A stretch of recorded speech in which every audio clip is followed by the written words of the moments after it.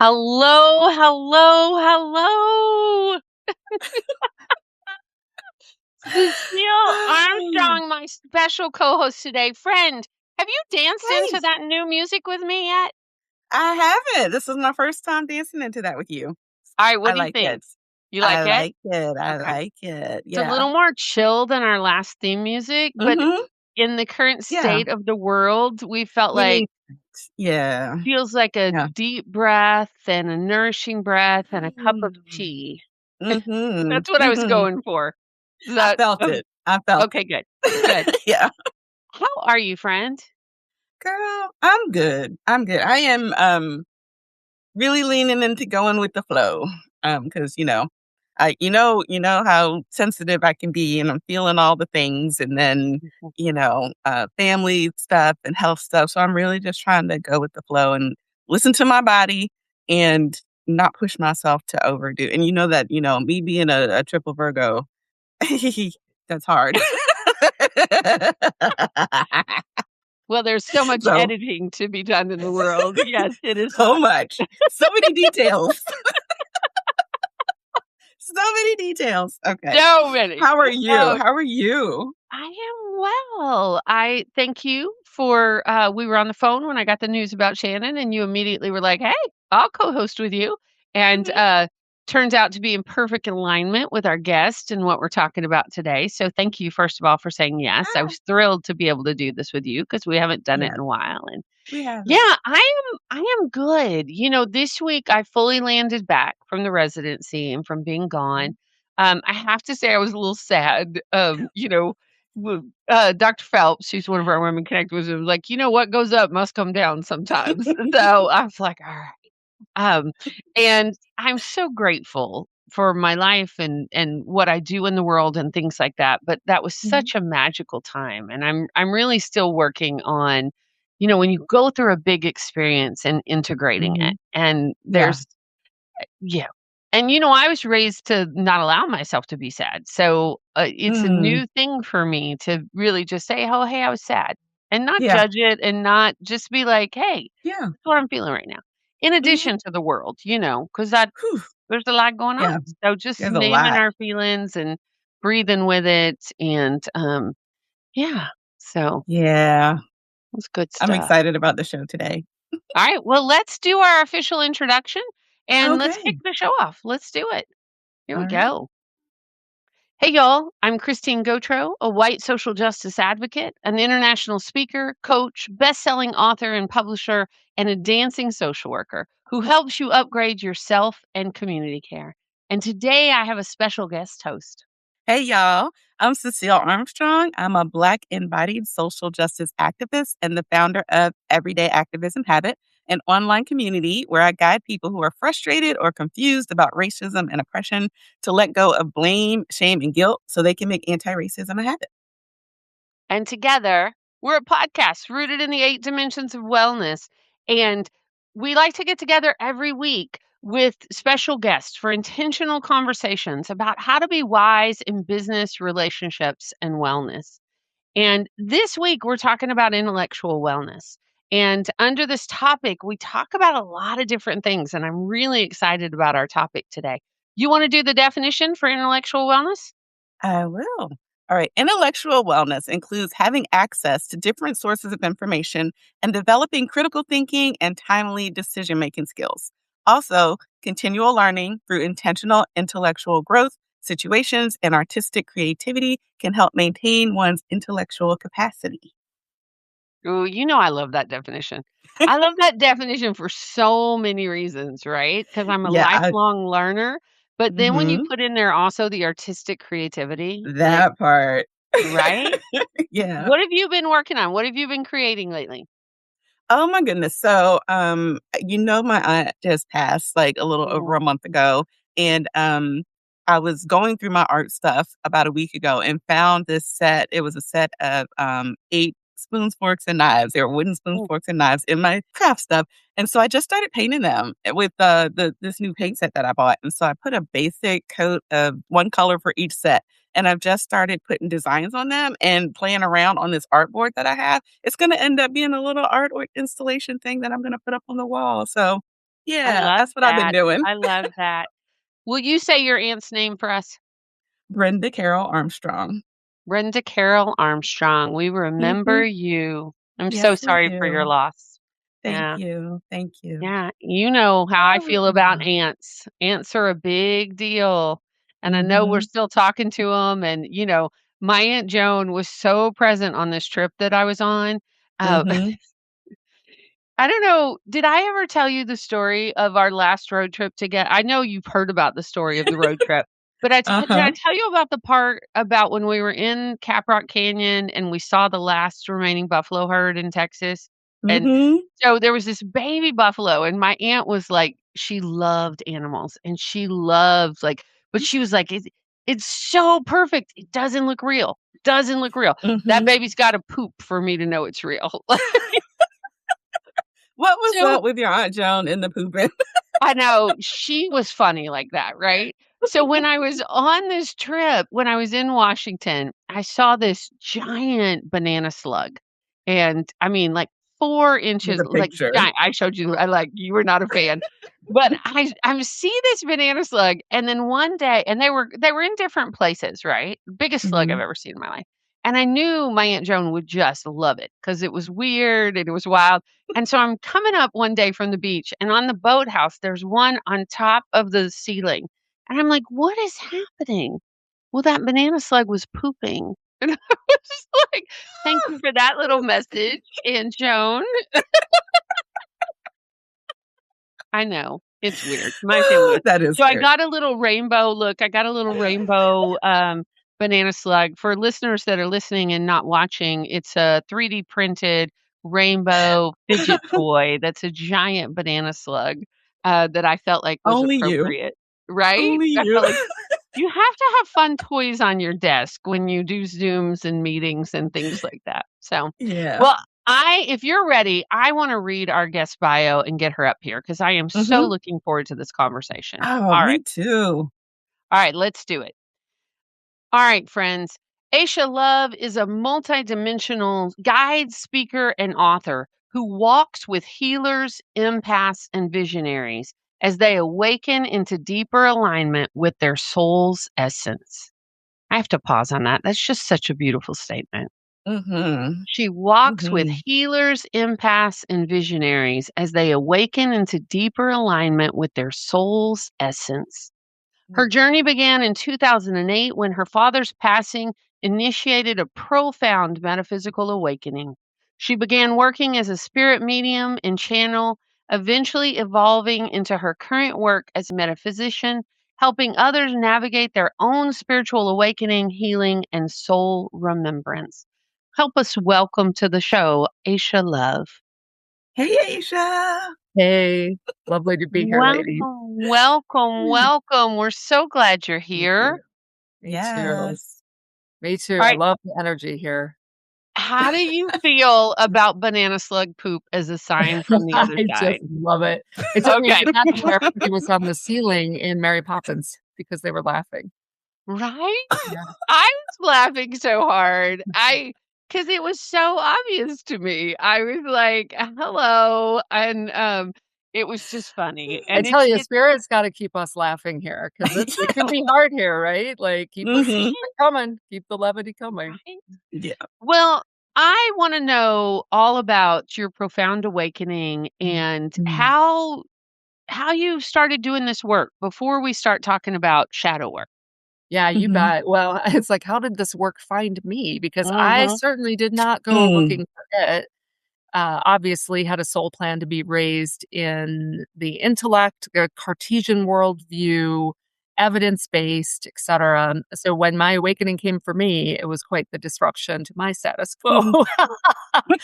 And what started out to be kind of this what I thought was a figment of my imagination just kept crescendoing into repeated direct experience that I could no longer deny. So the very specific example is that when my father became ill with lung cancer in '08, I received what felt like a direct transmission, it like descended and came down almost like this, and it was almost like a knowing, a voice. It wasn't really a voice, but it was a knowing and a thought, and it said a statement really. he will not be staying. And something in me recognized the truth in that. Like, of course, yes, I already know that. Mhm. And then my humans kind of going, who's having all this conversation? You all seem to know what's going on. And that's a little bit odd, but then the knowing took over. So Mhm. I did my schedule, made a lot of time. What we didn't know that his oncologist had said, yeah, you're going to beat the cancer. We got a plan. Underneath that, he had an underlying condition called the widowmaker that came on from experimental radiation treatment he had at MD Anderson in the 60s when he had been Um, diagnosed with a terminal Hodgkin's uh, mm, diagnosis, and they gave it everything they could with experimental radiation, but it was too much. So it thickened mm, the heart wall. All these years later, he's got the widowmaker underneath that. So then it all made sense once he passed. But the day that he passed, I was in the ICU with him in Missoula, Montana, and I clearly perceived his childhood friend Gary behind him in the hospital room, who had died 6 months before. And I mm, just the knowing again, Gary's here for dad. mhm. I told everybody, I think it's time to say goodbye. Everybody said goodbye, and then he left. And when he left, I had what's called a shared near death kind of experience with him. Like it kind of went part way with them, and I had the full lifetime review of our shared memories together in that. It was Mm, really precious. mhm. Yeah, then I descended into the typical, like, what just happened? We didn't know that was coming. It was shock. It was grief. But then he started showing up a few days later. I thought I was making it up. He persisted. And then other spirits started showing up and other people who had talked to us, they were talking to me. And I was like, what's going on?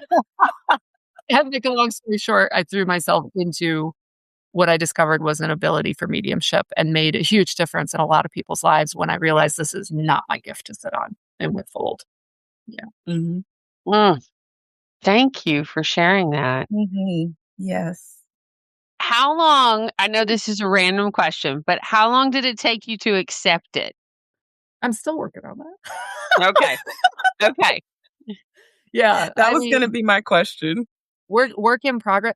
I would say to accept it, to say, hey, you should probably see if there's anything to this to develop was a year and a half. And then a good friend's daughter was getting ill. And that was my first time outside of my own family, that I played a role in delivering a message from spirit once I believe she was 13 at the time when she passed. Mhm. So then I worked in a mediumship development circle, and it was like, oh yeah, no, this is a thing. And then it just kind of went from there. Yeah. But it's an ongoing process because I didn't get to just stay a spirit medium, you know? It went from Okay. there, and it went extra dimensional and beyond and beyond and beyond and beyond. And it still keeps going, where I'm out on this edge of how I would phrase it now is helping the human race evolve through multidimensional intertech transfer and shadow work and the body's consciousness. We're going to talk all about this, I think, tonight. Mhm. Um, but basically, my jam has always been, since the age of 15, human evolution. I just didn't Mm. understand the context in which I would be applying it. And it's Okay. everything in terms of geometries and base codes, uh, Mhm.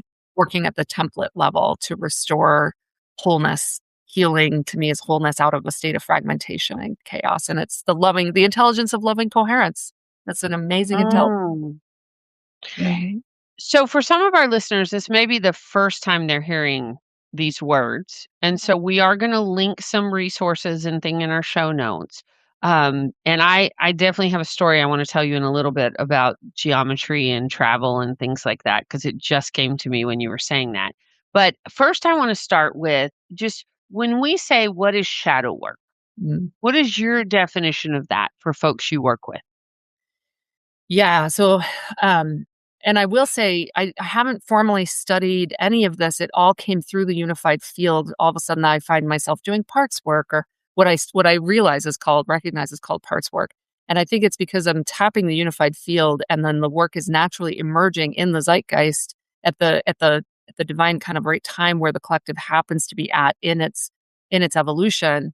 And so I just want to preface everything I'm saying with, this all comes from my own direct experience with the unified Mhm. field. And then, of course, in session work with clients and watching it all kind of prove out there, it has been amazing.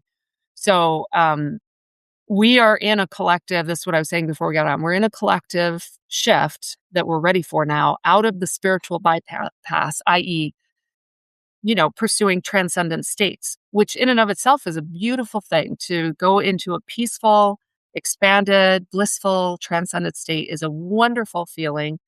And compared to, let's just say, where a lot of humanity, might just be in the mind or in repetitive worries and having no mindfulness, right? So John Kabat-Zinn bringing mindfulness Mhm. forward as a foundational step to really grow self-awareness. We needed that Mhm. first. We needed greater self-witnessing. Then we are like, wow, we can have these expanded states. We can find inner peace and calm. But what we didn't recognize is that without intending to do so, we're bypassing and excluding the body. And the body, and I Mhm. talk to the body in sessions every day, so I will tell you, it does not sound anything like the soul. And it it just feels on the outside of a Mhm. lot of this. And this is why I think we're watching a lot of spiritual gurus do their fall from grace, because how could they be so conscious and facilitate expansive states for people, with people, but then their human is capable of egregious breaks in integrity? And what is that all about?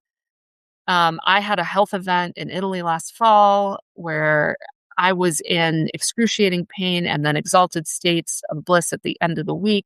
And then really sitting with this question: how can we go so expansive? How can I do this amazing multidimensional field work I do, but then go so dysregulated? How can the body be so not integrated with this? Mhm. And that's where I've been the last 6 months. This is this long answer to give you the context for what is shadow work and the way I approach it. Mhm. Shadow is all of the wounding that, just like we inherited, eye color, hair color, we inherited ancestral trauma, sometimes compounded trauma Mhm. and pain and shame that none of our ancestors could ever complete the expressive arc of to resolve. And now we are all beginning to feel it, especially those of us who signed on for this to do this work. I Yeah. was gonna say consciously, but I almost want to say semi-consciously, right? Because it's like, Right. I was like, wait, what's going on? And Well, it so, feels like now that we're here, it's like no take backs. Like yeah, we're in it, That we're part. in it, and you're like, wait a second, I don't think I do No, I didn't right. know. Like, I it's so didn't read weird. the fine print. I know. I was like, did I have to take on all the extra credit? Yeah. Yeah. So it's really looking at being, and here's really specific to answer the question of what is shadow work in this context. It's not to just know about that wounding, Mm. it's to be with that pain that is now expressing itself because it's beginning to realize it's in a safe enough container that can hold it and can meet it without trying to minimize it, make it go away, make it better, and just allow it to fully, finally express and be validated, seen, and loved, and begin to remember itself as love if it wants to. Mhm. But we're not going to strong arm the body, because good luck with that. That's not going to go anywhere. Okay, I that was was a lot. Go ahead, Cecile, you go first, and then I'll go. okay. I was just gonna say that I wanted to circle back to what you were saying about the bypassing, because there is, uh how do I say this? There are just so many folks that I do a lot of the work that I do, even though it's spiritual, it's also, political.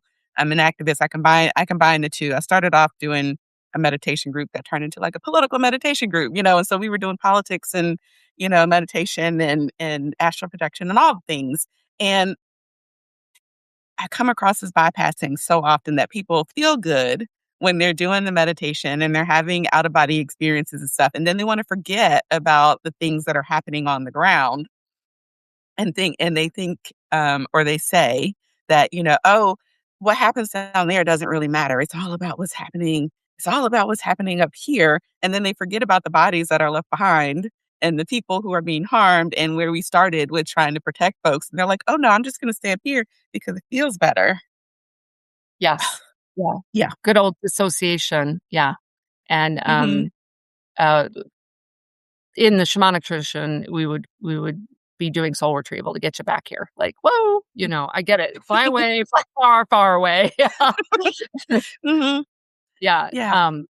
And so, what I can frame up for you in my own discovery is that we're kind of a 3-part system to kind of reduce this, because obviously we're incredible multidimensional beings and there's a lot going on there. Mhm. But soul, or soul collective, whatever level of soul kind of, you know, framework you've got animating this body and working through this body, has its own consciousness. The body Mhm. has a separate consciousness. And then we Mhm. have our greater source self-remembering, which is kind of like the grandparent in the room that just loves Mhm. everybody no matter what. We forget about that part. And the soul comes in with its mission and it's so excited. And it's like, I'm going to incarnate into a human form on this planet called Earth. And I'm going to do all this awesome stuff. I work with a lot of the world's healers with that kind of mission. And then they're in an ancestral body. And most of the human families on the planet are not high level initiated Essenes, for example. So they have not been through mystery schools and faced all their fears and all of that.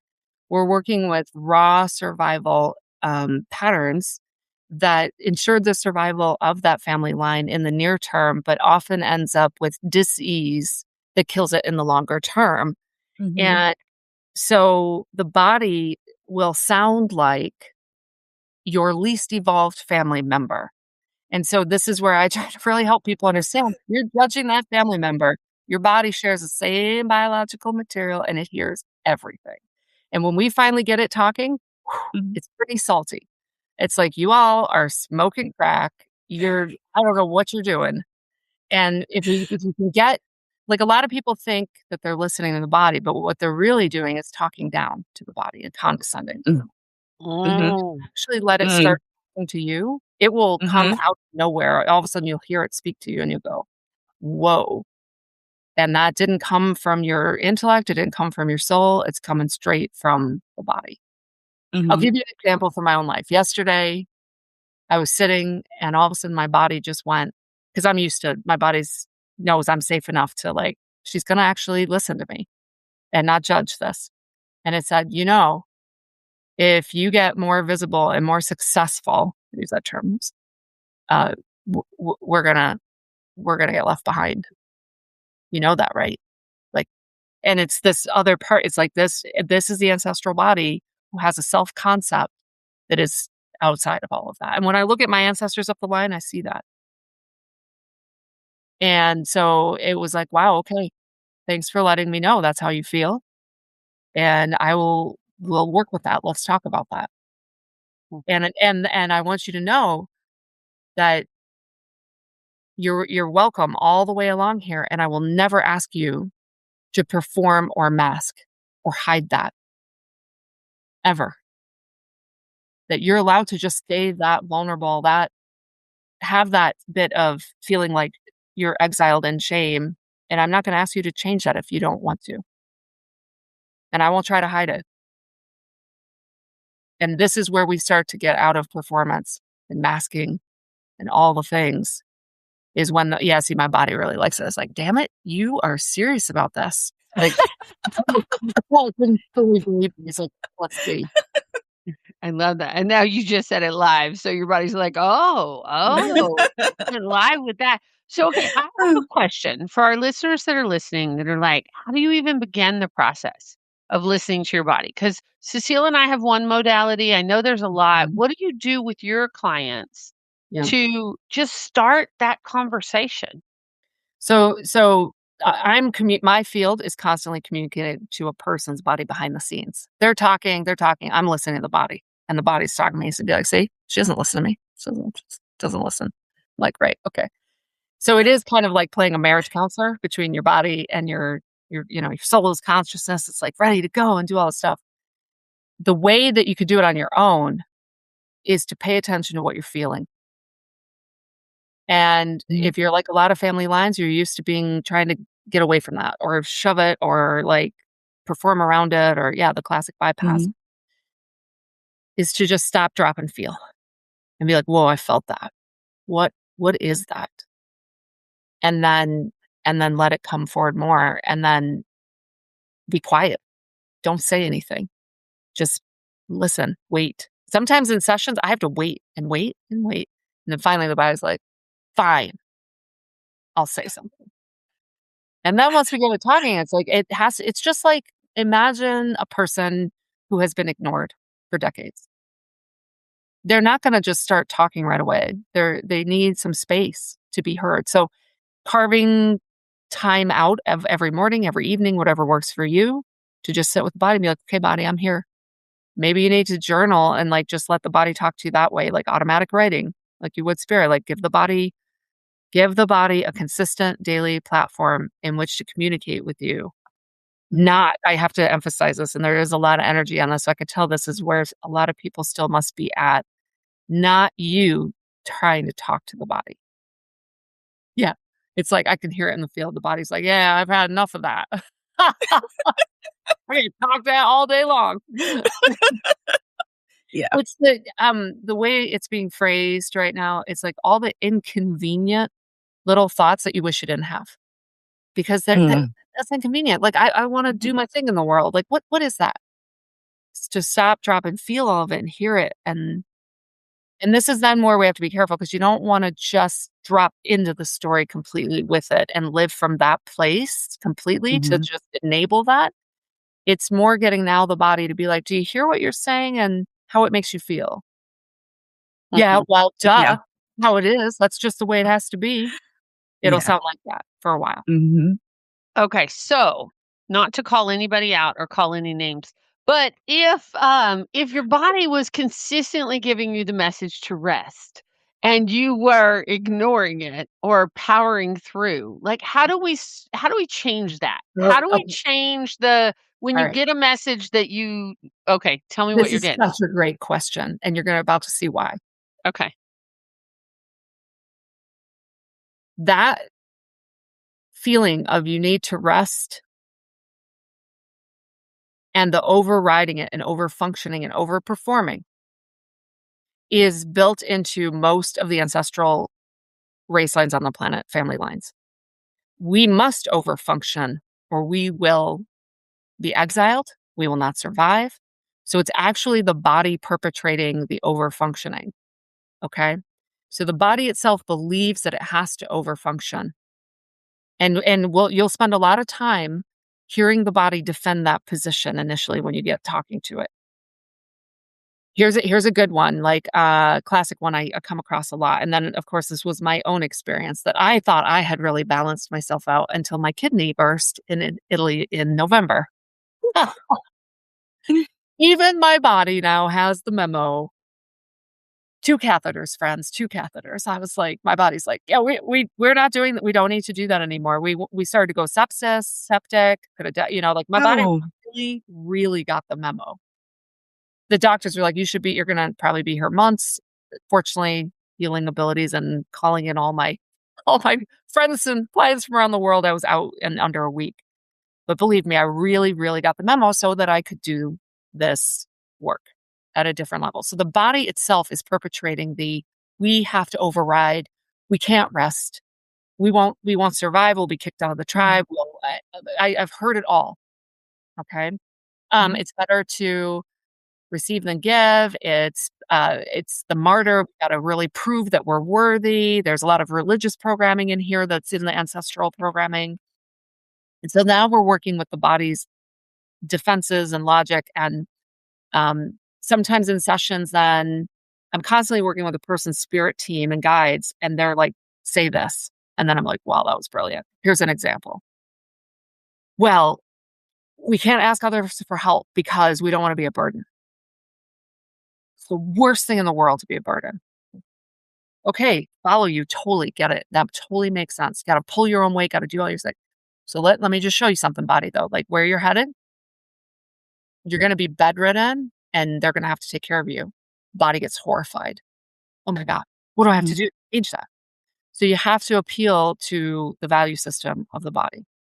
And this is where if that daily practice of listening to the body is not cultivated, I watch a lot of healers jump right into thinking that they can change this because they don't have that value system. But until the body makes the switch, the body's consciousness makes the switch, buys into a different way. This is why so many looping patterns keep going and people keep getting Mm. frustrated. Why does this keep repeating?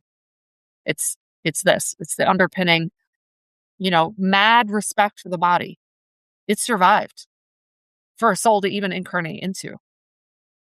But now it's like, is it willing to start to look at things and reframe things a different way? So sometimes it feels like negotiating with a terrorist at times. That's what it feels like. You're not giving it over until I see Mm. until I can. And then ultimately what I will say is the body is way behind the soul and soul matrices on remembering that it is a fractal of source love. So it's just Yeah. very early days of that. And so meeting all of that pain with love, not judgment, not you have to change that right away, just love is the only way you'll get your body to trust you.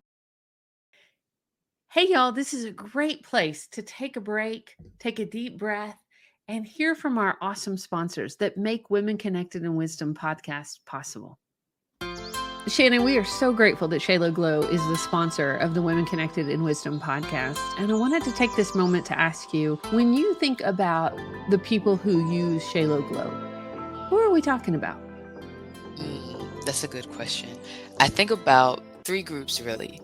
One, the group that's removing hair, right? So whether you're using laser hair removal, waxing, shaving, you got to make sure that you're putting back what you're taking out. The second group, I think about those with dry skin and the problems that might cause, right? The scars, itching, burning, whatever the situation is, you definitely need all 3 steps, right? The exfoliation, making sure you're taking the dead skin cells off. The oil, putting in the moisture, and then the shea butter with the aloe, sealing it, helping you heal. Those things help both groups, right? And third, for the third group is those with chronic illness. The story is personally from cancer and different diseases that our population is dealing with on a daily basis throughout families as individuals. So I'm thinking about my mom and my grandmother and those around me with the same generational ties, right? And what positive, healthy habits we can start to make sure that we're maintaining our wellness, especially because the skin is like the cape, the exterior, the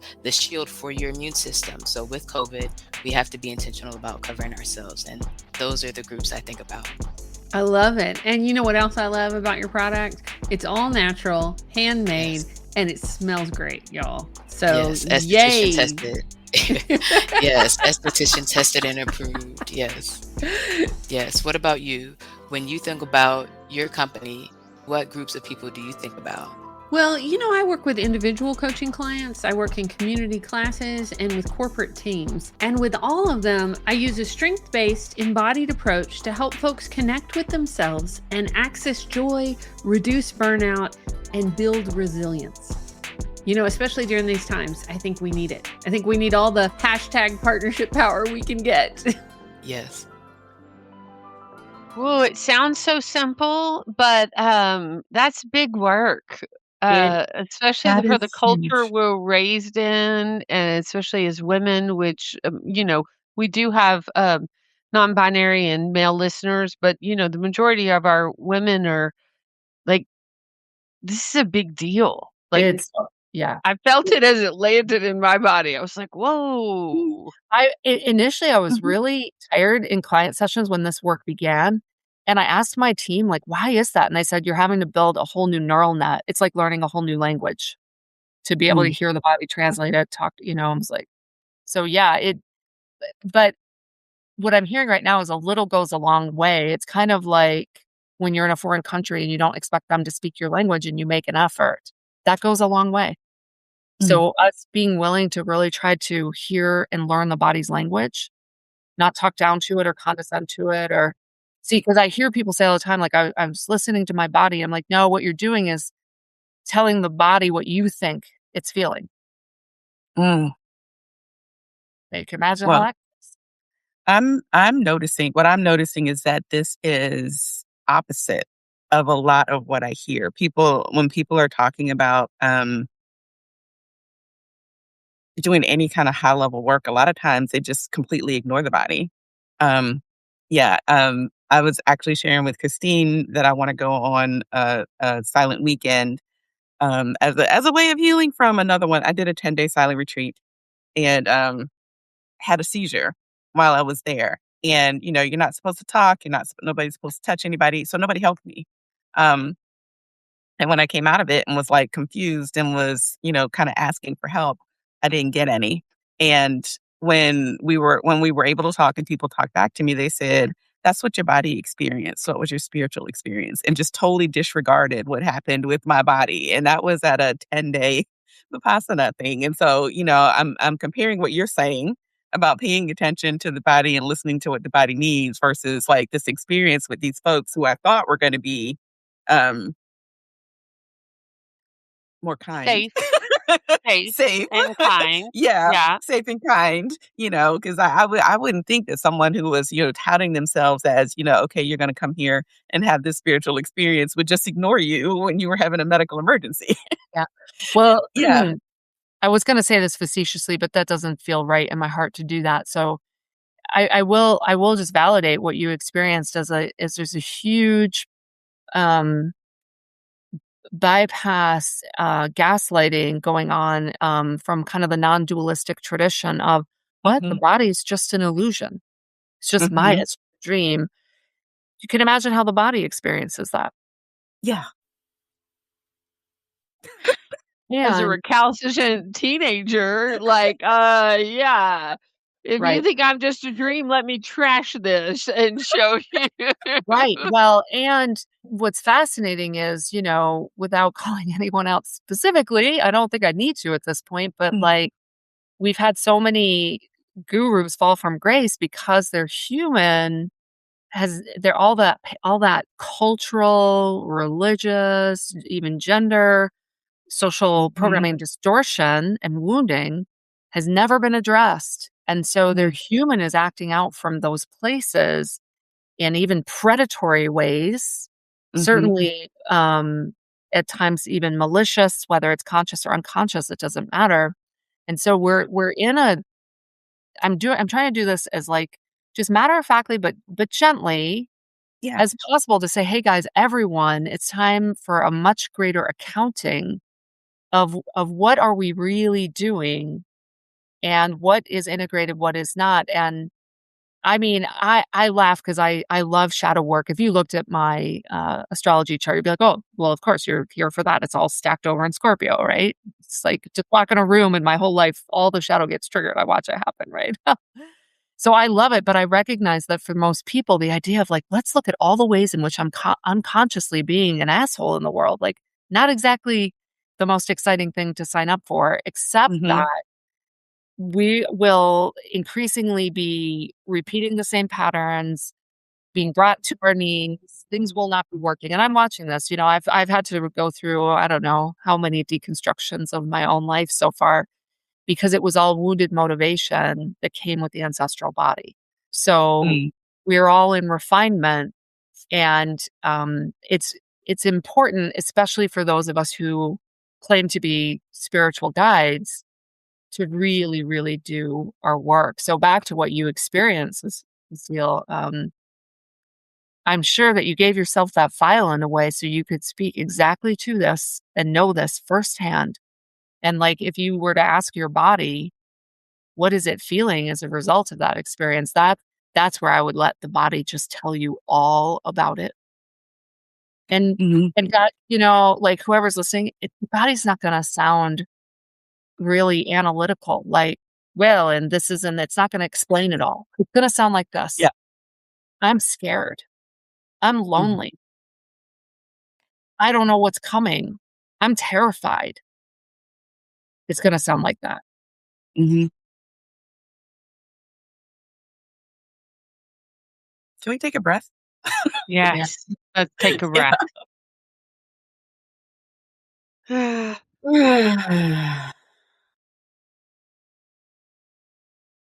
Yeah. This Mm, is really powerful. it is. It Yeah. I is. want to make sure that my field is here in support of everyone listening. There you go. Like, just set a whole bunch of stuff down right now. You've been carrying around. and your ancestors have been carrying around, just set it Mhm. down. There you go. And you get to be raw and vulnerable. And you don't need to be the adult in the room. You don't have to carry that. There you go. So my field is helping shift. I can feel a lot moving from the heart center for a lot of people. Just Mhm. Mm. all that Mhm. parentification down the lines. Like, Oh my gosh, yeah. yeah. Mhm. It- Yeah, I feel that. Yeah. And what's cool is I can feel the field lightening. So things are clearing for people. And then I want to let everyone know where this is going. Because otherwise this can seem like, oh my God, like this is intense work. What's the purpose? As you lighten and clear and let all this start to shift, we return to our natural state. What do Mhm. children naturally do? They naturally play. And I was shown years ago at a hot spring in Montana, the primary principle of creation is not survival. It's creation, it's play. And so Mhm. we're Mm. creating the new playgrounds and we're starting to touch them. I can feel them when we're in them because it's like, wow, it feels so fun here. Mhm. Uh, but for like, I'm sure everyone knows this, like who listens to your podcast, because right, they're self aware. We can't play when we don't feel safe. Mhm. Right. That So part. this all about getting the safety so that we actually feel heard. The body doesn't feel talked over. It doesn't feel like it's inconvenient and that its pain is somehow terribly inconvenient, right? Mm. Mhm. Mhm. Yeah. Yeah, just being able to be a witness with yourself and then with others starts to change the reality fields into I something much. love that. Yeah. Now, I have a clarifying question because Yeah, we're talking about listening to the body, and then we're also talking about shadow work. Like, so two separate things, same thing? great thing. Okay. Same So, thing. In fact, I would say the majority of shadow is the ancestral body's wounding. okay. Mhm. So Okay. it's starting in the physical. It's Yeah, starting in our cells and for sure. our it's the memories, it's the epigenetics, it You is got it. all of that. And that's what we have to shine a light on and That's look at right. or sit That's with. right. Okay. Okay. Right. Well, a classic like, why did you become an overachiever? Right. You know? Mhm. Where did Mhm. that stem from? The overperforming for love. It's in the body itself. And the Mm. body will tell you things like, if you don't do that, you're gonna get left behind. And maybe quite Mhm. literally, like my body early on, I spent every morning for months with my body after Italy. And one morning my body was like, what we have to be in shape and you gotta be strong. And I was this athlete, like, my whole life. And all of a sudden I saw it. I was like, or we're literally gonna get left behind. That may be a hominid species of human where they literally left you behind if you just couldn't keep up, Mhm. you know? So to the body, it's just like, hey, this is a no-brainer. Pun intended. That was a great pun, Body. Thank you very much.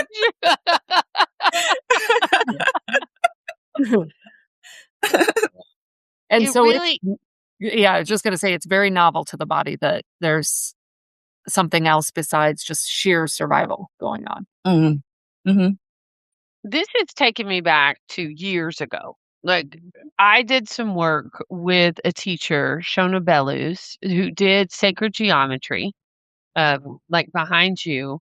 And we did a lot of this clearing work and sitting work with and I remember like I was in it for about a year. And then finally I just had to come up for air and say, okay, I have to stop this because I gotta like but it really did do some huge work, like huge work. And I guess my question is when you're working with clients, like, how do you go in and out of it? Because it can Mhm. be Mhm. if you're just starting on this journey, it can be a lot. Like, what do you Yeah. recommend about that rhythm or that pattern? Yeah, I think, well, it obviously it helps to be met by someone who's met themselves very deeply in this way, right? That makes a huge difference. And then I do feel like I need to come back because, yeah, my team's like, say that. It can feel like you're an island, like you're alone doing a lot of this, but you're becoming the hub of a wheel as you commit to this practice. And they're showing me as all this starts to grow, this is important what you're doing, on it seemingly on your own initially, kind of like a unicorn. But it's going to just I'm being shown like I studied forestry and wildfire would be like there's spot fires that start out and then they all just combine into that's what I'm being shown in the field. Um so that feels really important to make sure that that message comes through because it was trying to come through earlier. Um so to start with, um it's that kind of like if anyone who's works on a mindfulness practice, you just begin by practicing mindfulness techniques. And this time it's more like there's somebody in the corner of your house that's always been there and you just kind of always ignore them. It's like stopping and just being like, "Did you want to say something?" That's what this is like with the body and just being like, "Did you want to say anything?" And just being quiet long enough and then letting the body start to come forward with. But see, what I'm being shown right now that would be helpful for everyone to understand is the body won't be very forthcoming initially because it's been so used to being overlooked that it has all its old ways. And maybe there's a victim story that's in the ancestral line. Oh yeah, we just can't ever, nothing ever works out for us, or we gotta struggle. It's like, no, we can never, that's not for us, right? And so it's in its story too. So once it does get talking, it's gonna probably be in one of its stories that your soul probably finds terribly inconvenient and doesn't want to hang out there and judges. And so the soul's gotta like just sit over here. Like I literally feel like I have to be like, soul, I just need you to just sit over here for a minute and let's really let the body have the floor. Right. Now to where you're going with that question, it can start to build because now the deeper levels of pain will start to come through. And this is what I'm seeing with a lot of healers I'm working with. Now, granted, I was gonna say this isn't their first rodeo, so they're pretty practiced, but even for them, even for myself, I include this, sometimes I kinda scratch my head and go like, "I think I may have had some hubris at the soul level. I think I may have bitten off more than I could chew this lifetime. Like, did I really think I can do this? Oh my goodness." But I'm telling you as I'm laughing about that, the way that I'm able to do it now is that I'll use myself as an example. I'm overriding a lot of the ancestral patterns of hyper independence, lone wolf. I have to just do this all on my own. Oh, yeah. Yeah, that's not going to work. So I'm overriding that big time on the phone constantly, reaching out to people in a way I never used to because the body was in the story. No one cares. You just have to do this on your own. Better to just do it on your own. For other people's bodies, I've heard things like, we're going to end up owing people. We can't owe people things. You can't count on people anyway. They always let you down. It's these type of stories. So once you get going, there will be more and more ancestral pain that comes through. And that's, I would say, to answer your question, start to build your community now. Start to build your, it's really community. It's like an SOS call. In the circles I've run in for years, because I've played in a lot of Galactica and ET stuff, and I made a video about David Wilcock. I don't know if you ladies know who he is, but he recently completed. And so I made a big public service announcement using myself as an example because I know exactly what that can get to be like to be in your lone wolf, hyper independent isolation. Like I have to carry this all on my own. And no judgment, but that's kind of where most of the people I work with end up is in extreme self-isolation because they tend to be the empaths, the feelers, the sensitives, and they can carry a room and see everyone else and then don't feel that in return. And that can be a very isolating experience. So that's a long answer to your question, but I'm trying to make sure I touch on everything I'm being shown to. Thank you.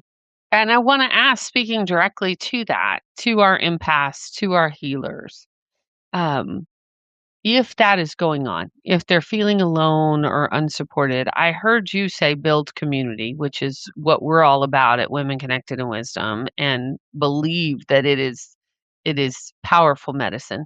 Um, is there anything else that you would say to them about if they're struggling with Yeah. that isolation? Yeah.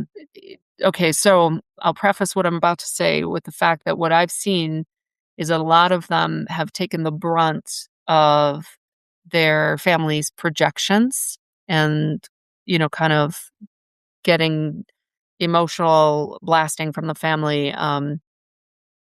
So they did not get seen, they did not get their needs met. And they've done the best they could and they've compensated the best they could their whole lives. And so the pain of that child in you,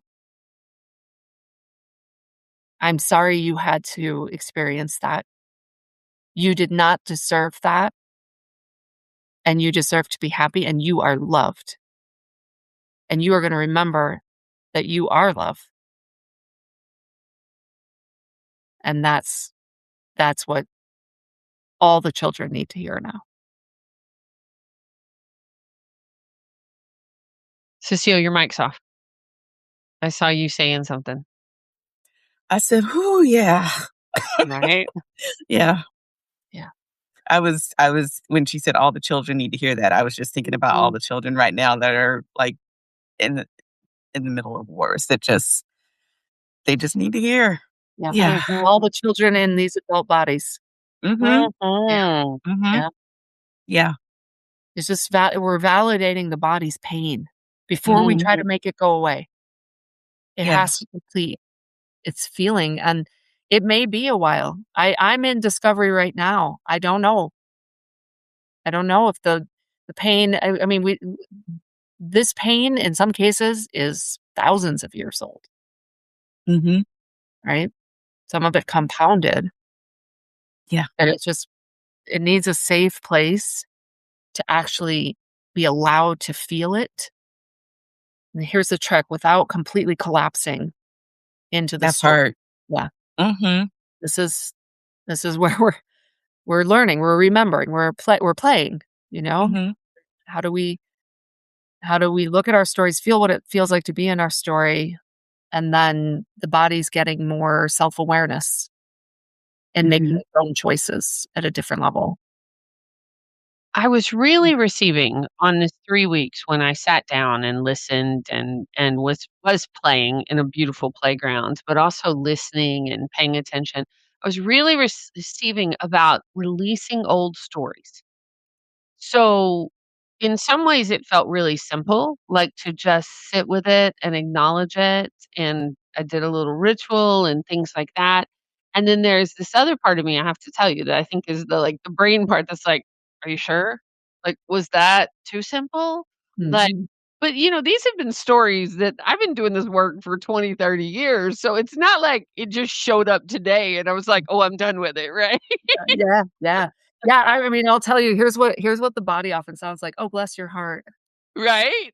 Especially we're from the You are South, you're so so naive if you think that you're gonna survive here with that, but you guys go Mhm. ahead, talk in your airy fairy land over there.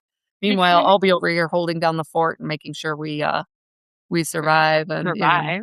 souls Yeah. literally can come and go. You've probably heard of walk-ins, walk-outs of souls, whereas the body's consciousness is pretty much it's here. It's tied to the body, and the body, in an interesting way, returns to the one faster than the soul does, because the soul's out incarnating across many different forms, many different dimensions, and a body just is returning back to the oneness of this carbon-based planet that we're on and recycling. It's in some ways a bit more of a raw kind of, you know, consciousness, and yet it has the capability to begin to see itself in new ways, change its self-concept if it wants to, if it sees the value in that. And that's where the soul can get pretty haughty because it's like, it just thinks it knows. It's like, don't you see? It's obvious. And the body's over here laughing like, Psh, you don't know shit. Like, Right. One of our practices in interplay is to really like we do something and then we notice. Like we take a moment to just listen and notice to, what's the sensation? What's the yes. feeling? What's the word? What's the, sometimes I call it the body in the back, the voice in the back seat, right? Like what Yes. yeah, What but it else is is what else is in here? right? Yeah. Right? And allowing the Mhm. spaciousness for that. Mhm. Because, Mhm. sometimes we're so Mhm. busy just going, going, going. I mean, myself included, and I know this practice, but, it's like allowing that spaciousness to You got heal. it. Mhm. The Yeah, phrase that keeps coming through is to allow ourselves the space and grace. And it is kinda like a part-time job right now. I'm sure there was no coincidence in the timing today, but I went to a coffee shop, I was working on some projects, and I got hit with a grief bomb, and I Mm, just mm, had to go home and go to bed and sob and let it all through. mm, And mhm, and yes, there was a part of me that was like, "Well, this is inconvenient." Like, I had all these things I was gonna get done. I'm like, "Wait a minute. You gotta do it. This is what we're mhm. mhm, doing here is having the courage to feel what our ancestors couldn't." I come from mm. German stock, good old stoic, like, just shove it all down. What feelings, you know? So, yeah, I have my work cut out for me. I wanna notice something right now. In a lot of the, like, spirit groups that I'm in, the body is seen as something to overcome, and, the spirit and the soul has so much more power, and, I've been told, "You feel too much," that's your weakness. Um, and I'm listening to you now, and you're talking about, your body is carrying these epigenetics of generations, generations, generations, and it's um like how powerful that is versus, the soul speaking from this high level, down to the body. And I'm noticing the how that's landing for me because it is so different from what I've heard from other spaces. I'm gonna have to sit with this for a while. I'm just noticing how this is landing with me, and it's landing like truth. It's landing like, oh yeah, of course my body is powerful. Of course my body remembers. Of course my genes and my ancestors' genes and all the of course. That's why this stuff is why you leaning forward like that at me, Christine. 'Cause girl, I'm keeping my eyes at you because 'cause I've been her bestie for a couple of years, and I'm like, "Girl, your body is one of the most powerful bodies I know." I Like, I know. and is like I know my body speaks to me very clearly, and and her and I don't body know is I don't not quiet about it either. it's not quiet, and I don't always listen. I listen sometimes, I don't always listen. A lot of times I do say, "I don't have time for that right now," but then other times I will be like, "Okay, I'm gonna just sit and, whatever you gotta say." But I'm just, I don't even know what the word is right now because I this is the first time I'm hearing that the body can be more powerful than what the spirit or the soul is saying. The spirit and the soul can do whatever, but the body is just as powerful, if not more powerful, because of all of the intergenerational stuff. And so, I was sitting here being quiet and I'm writing notes, and then I had to stop writing because I was just like, "What did she just say?" you know. Yeah. So I just Equal wanted to notice that. Yeah, thank you. Equal partners, Yeah. no hierarchy. Souls Okay. think they don't play in hierarchy. Oh, but they do. So Mhm. that thing of we're a spirit having a human experience. How about we are a human accommodating a spirit? Mm. Okay. Mhm. Okay. Yeah. Mhm. Yeah. And there is incredible amounts of instinctual survival wisdom in the body. Mhm. Mm. I mean, it Anybody is the that's being ever perfect. been a anybody that's ever been a death doula or been with somebody when they've transitioned knows that to be fact. Mhm. Yeah. Mhm. Like, knows that our bodies are or just what you've named that you've just been through recently. That Yes. Mhm. And if Yeah, we look at us as part of nature and we see other animals do it, why would we think we were different? right. right? Because Right. other animals do things on instinct. There's no way that things could be passed down if you're abandoned at birth, and then you still know how to migrate and how to do all the things. Now Yeah. now you're gonna get me really geeky out here.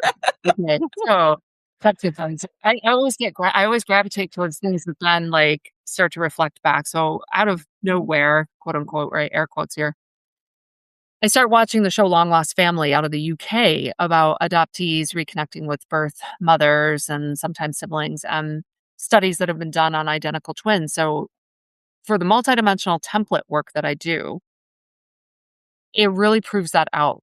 How do you explain identical twins separated at birth who end up naming their children the same name, buying the same car, make, and color?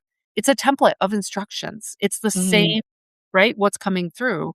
So the fact that the body has that and it keeps getting passed is where now the body's willingness to become self-aware at a whole new level versus just being in its survival story, that's where you gotta work with your body. It's like and it again, it's gonna be working with what a lot of healers would see as their least evolved family member, the one that's like, "Oh god, Aunt Sheila is, like, so not oh, she's not awake." Like, "Wait a minute. If you start from a place of judgment, that's not unconditional love." Yeah. So you get curious. It's like, what are those stories that are just floating around that you keep hearing your body say? And the other thing I would say, Cecile, thanks for bringing up the point of like, this is not what we hear. We hear the opposite. Like, my body's a meat suit and blah, blah, blah, right? All the things. I am definitely guilty of that in the past. Here's the question I would ask. So how's that working for you? Right. Yeah, this is why so many people are watching like similar patterns repeat and like I can't seem to wait a minute, what's going on? Mhm. And it's kind of like the other analogy I've used is like riding a horse. So soul would be the rider, the horse is the body. And if the rider's on the horse, yelling at the horse and kicking it and being like, "Why don't you go? Come on, we have all this stuff to do." And I've watched bodies snarkily be like, "Uh-huh, I'm gonna walk in circles. Like, Right. I'm gonna teach you a lesson." Right. You got stuff to do? I'm gonna go lay down for a week. I'm gonna get the flu. I'm gonna yeah. Oh. And Ooh. then, all the kidding aside, ultimately, we're all fractals of source in whatever form, whatever dimension, want to find their way home back to themselves as source love now. Mm. So we do have that working in our favor, and desperately, your body underneath all that vitriol really wants that too, but it doesn't think that it is that. It doesn't remember that yet. And when we start getting it close to remembering that, it starts to do things like, "Really? Me?" Mm. And then sometimes it just wants to shut it down, be like, "No, no, that can't be right, and I have to go back to the old stories and the old ways." But then once we really let it come into that, it's watch out. It's just a whole new game. It's a Mm. whole new game. Mm. Aisha, every week we do, and I feel like we could keep talking for hours, but I've got one eye on the clock and I know we're out of time. But every week we do what we call a wisdom in action. And first of all, just want to say thank you for sharing your wisdom and I really do. I'm like, okay, when can we book you again? Because we got to have further conversation because we haven't even touched on like the geometry or anything like that. But what we also want to know is what are you doing this week for your intellectual wellness? If you were to put it in a hashtag or a couple of words, what are you doing for yourself this week? Mhm. Yeah, yeah, it would be hashtag, morning coffee with myself. Mhm. Really sitting with what is arising before I jump into the day and the stuff. Just what is Yep. that? What is What that? is it? Ooh, what is that background enervation? What is that something? What is that? And making myself my number one priority. Mm. All that, whatever wants to come up in the morning before anything else. Ooh, I love that. Cecile, Mhm. what about you? What's your wisdom in action this week? Oh my gosh, I've got so many things that are popping up for me right now. I've got so many things that are popping up. Let me choose one.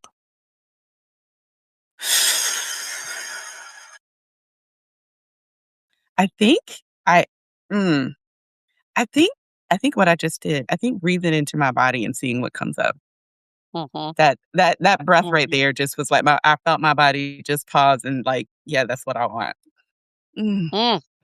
I love My that. body is still my body is still humming from feeling like being told that it's an equal to my spirit. My body is still like, "What? What did she say?"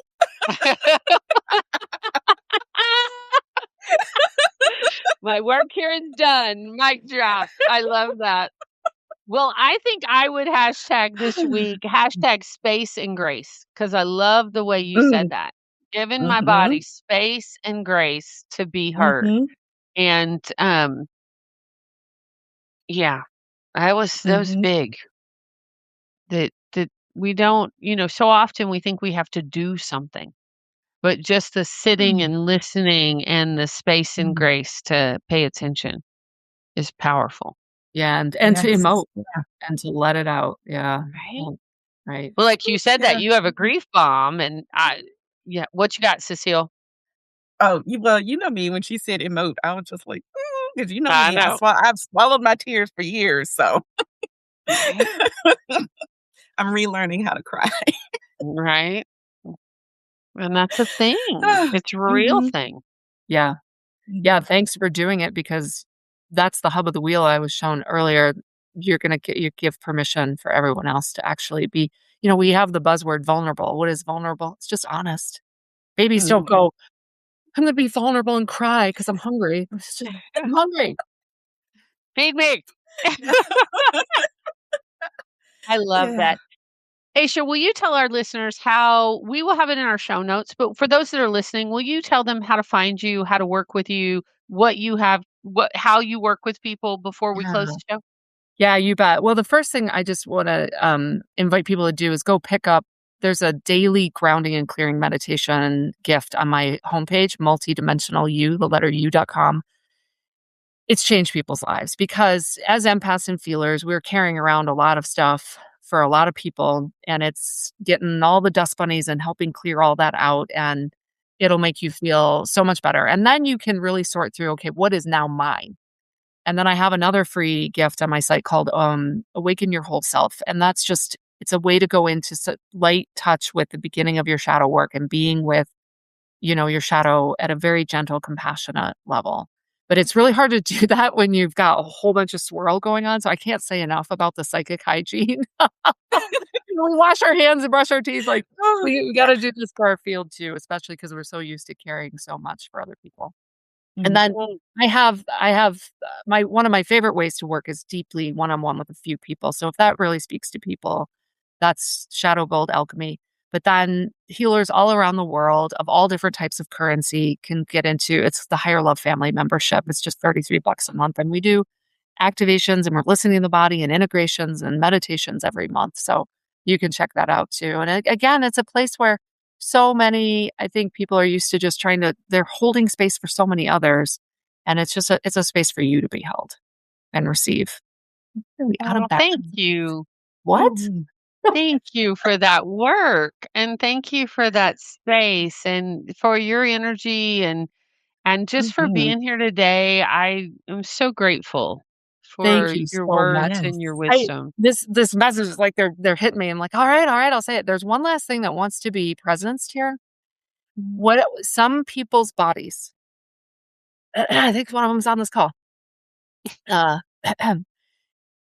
have actually oracular like oracle abilities that went underground generations ago because it was not safe to have them.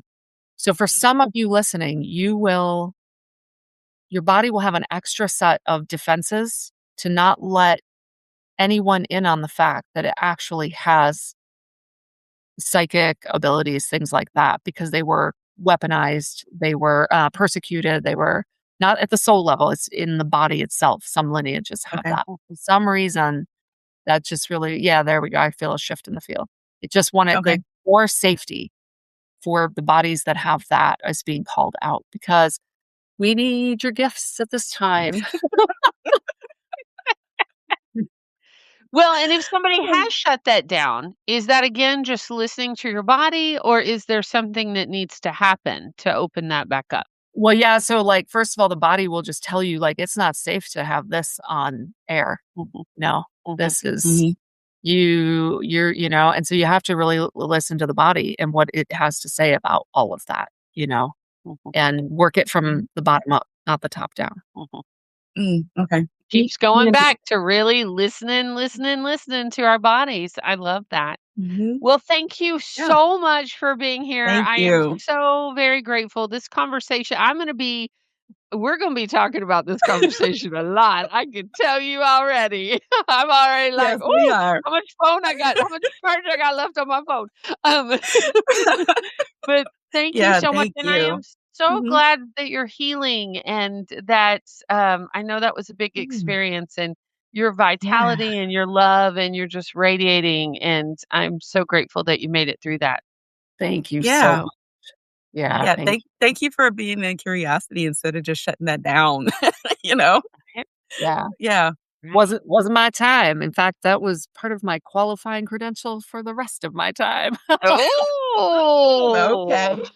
I always ask the universe, please be very gentle with me. Please be gentle. Please be gentle.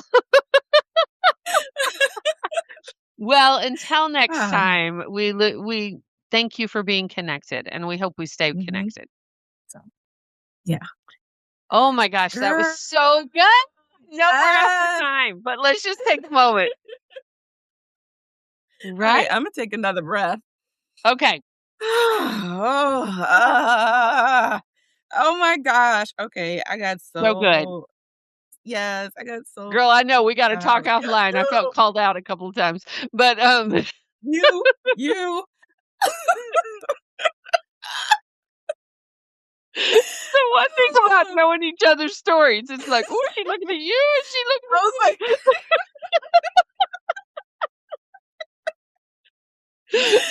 me? yep, yep. Some of the things she was saying, I was like, okay, that's not mine. I know that's Christine. Then some stuff, I was like, oh, okay, I'll write this down. So we have to compare notes and think and see who we thought was whose. That's gonna be funny. I know. Oh Anything you man. want to shout out to our listeners that you want to let? I know y'all have the big interplay BIPOC retreat coming. That's kind of closed though already, right? Yeah, I think registration is passed, but I could be wrong. If you go to Okay. interplay.org, it's still up on the rotating header. It says BIPOC retreat. If you are a member of the BIPOC community and you're interested in learning how to use the wisdom of the body, learn how to unlock the wisdom of the body, learning how to play in community, we are having a BIPOC retreat weekend, May 22nd through 24th. So that's just in a couple of weeks. And it's $350 for the weekend. That's all inclusive, your food, your lodging, and all of the play. So would love for if registration is still open, would love for folks to come. You better check it out today. I It's like, will put it in yeah, the show notes, but like today or tomorrow at the latest. And then the yeah, week after that, Sheila and I have an Art of Grieving retreat that is happening in Pennsylvania, same location, which is right? wild. So I Mm, was also thinking about that with energetics and what's going on in that part of the world because that did not happen on purpose. And so I mhm. have curiosity about that. But I will put that link in there too, and we have a couple of spots open, and you're welcome to join us. So, but in the meantime, y'all, first of all, Cecile, thank you so much for being here. I think this was Oh, perfect. I yeah. can't wait for our Mhm. after chat, and Right. I'm just so thrilled about this whole thing. But Me too. so grateful. All Thank right. you for being connected. Thank you for being one of our women connected in wisdom. And Oh, thank until we you. talk again, our listeners, be well, be wise, and be whole. Bye. Thanks for listening. This has been the Women Connected in Wisdom podcast. On air live on Wednesdays at 5 p.m. Eastern via Facebook and YouTube. Be sure to like, share, and subscribe. Be part of the conversation and get connected at womenconnectedinwisdom.com.